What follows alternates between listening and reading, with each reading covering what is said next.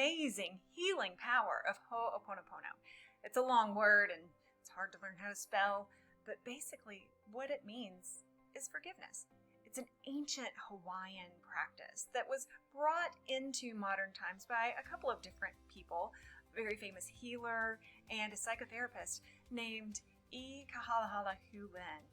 Dr. Ikahalahala is famous for having cured an entire ward of a psychiatric facility that was populated with criminally disturbed people. He says that through the use of HoOponopono on himself, he helped to cure the people in that ward. So how could me doing a practice of reconciliation and forgiveness on myself help cure you? That's what we're talking about today. I'm going to tell you the brief history of HoOponopono, how it heals, and how you can start doing it right now, not just to heal others, but to start at home with healing yourself. If you have hurts, stresses, anxieties, woes, fears that you need to release, you found the right place and you're here for a reason, so stick around because I'm going to spell it all out for you. Guild Coaching. More success, less stress. HoOponopono is an incredible practice that in itself provides lots of healing, but not just by reciting certain words or anything like that. It is empowered with intention, really focused intention. But just a little background. It is from the Hawaiian culture. It's an ancient practice. It is a healing and reconciliation practice. And in just a little bit, I'm going to tell you exactly how to go through it. And I use different variations of HoOponopono in my client sessions all the time. If someone is having a hard time reconciling themselves to a certain belief or ideal, or if fear or some sort of belief is holding them back from something. So I'm going to guide you through that and tell you how I use it personally and with clients in just a little bit. But first, let's just talk about how you create your own reality. Now, our brains are conditioned to believe that what happens around us is what creates our reality, but it's very different. The thoughts inside your head are what create your reality. So if you're taking notes, I want you to write that down. My thoughts create my reality. If you're not taking notes, open up the comments section here and type that in. It'll help you remember it. My thoughts create my reality. The problem with the incorrect perception that everything around us creates our reality is it makes us completely blameless. It gives up all control. And what do we really want? To be able to control our lives and our destiny. So this belief alone that our thoughts create our reality brings that responsibility and the honor of creating your own reality back home where it belongs and where it really lives anyway. So that is why that thought that I had you write down or type into the comments is so very important. Your thoughts create your reality. Now, if your thoughts create your reality and you have negative thoughts, or if you have a lot of things that you're holding against yourself, grudges that you're not even aware of, or things that you really need to forgive yourself for, then that is bringing your vibe down. That's bringing your mindset down. And even if your conscious mind, as you're going throughout your day, isn't focused on these areas where you need forgiveness, your subconscious mind knows them. Your subconscious mind never forgets anything. And as I talk to my mentees and my clients about all the time, when it's in your subconscious, that is forever. But we can reframe it to help bring different results. Just because it's happened to you doesn't mean that it needs to control my life. So there's another thing that I want you to write down. I am in control. My past does not define me.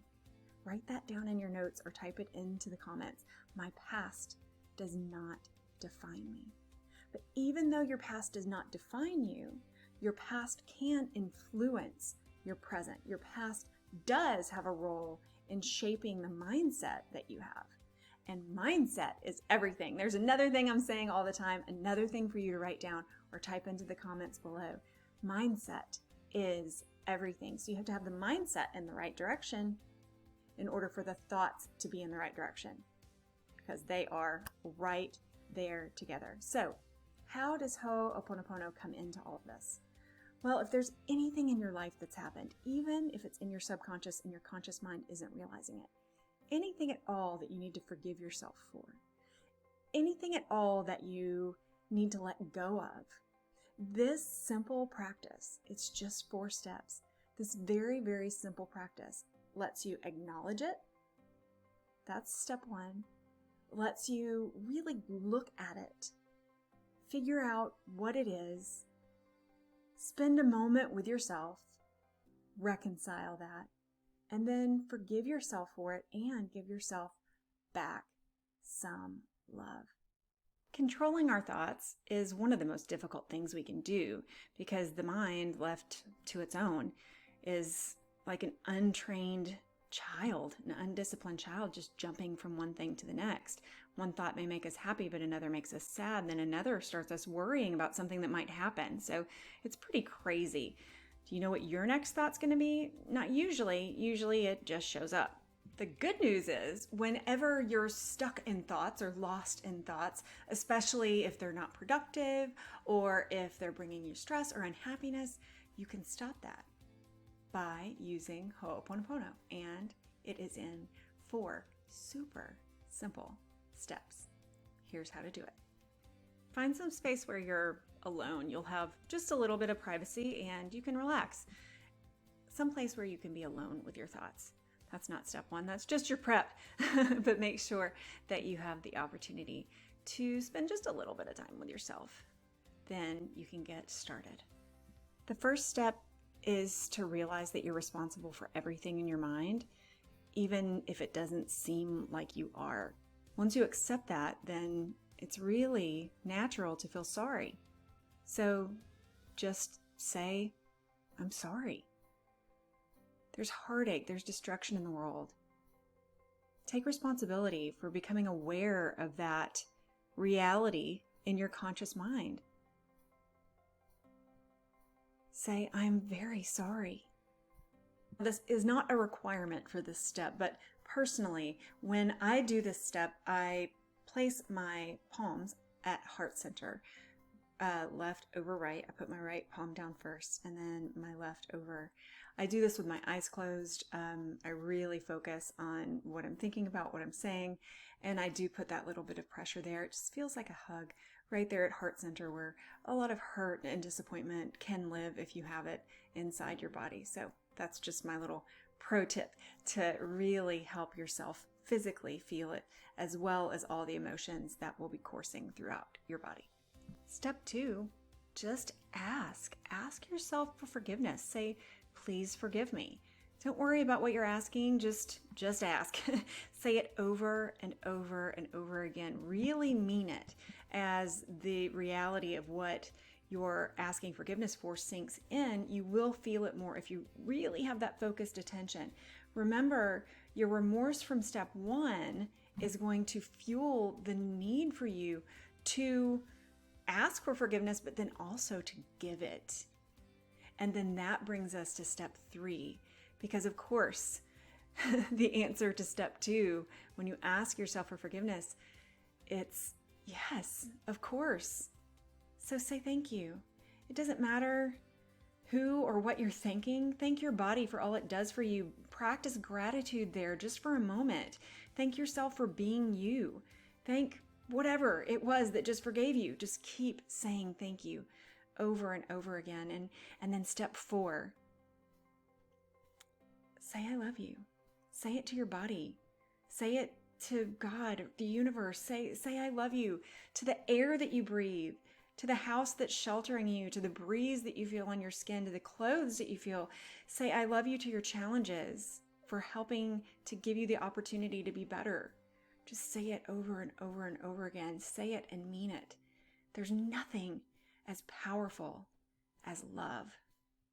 If you're taking notes, will you please write that down or open the comments here and type it in? There is nothing as powerful as love, which is why that doctor was able to cure so many people who were being treated for criminally insane conditions. Love heals, and this practice starts inside you. I've heard it said many times by many great people. I often credit Oprah Winfrey for this quote, but if you don't have it inside you, you don't have it to give. It's true. And so what this ancient practice does is it clears out anything that's clogging your energy and makes room for more love. So how did that doctor heal the ward? By practicing it himself? He was clear. He was taking care of his vessel first, and then he was practicing it on behalf of the people there. They were people considered dangerous, crazy. They were being accused of things, had been accused of things, had done some of the things they had been accused of. But it was all blame, darkness, aimed at them. When you focus, and that's the key to this, when you really focus, and you have that focused love, miracles can happen. I'd love to talk with you about this more. If you'd like to make an appointment, check out the video description, and there are links down there for that, for other tools, free things, all sorts of stuff for you. If you have enjoyed this video, if it's taught you anything at all, if you have a deeper understanding of HoOponopono and how to put it to use in your life, please give me a thumbs up on the video, and don't forget to subscribe to our channel and hit that little bell. Subscription just tells you when our new videos drop for you to live a happier life with lower stress and more success. See you next time.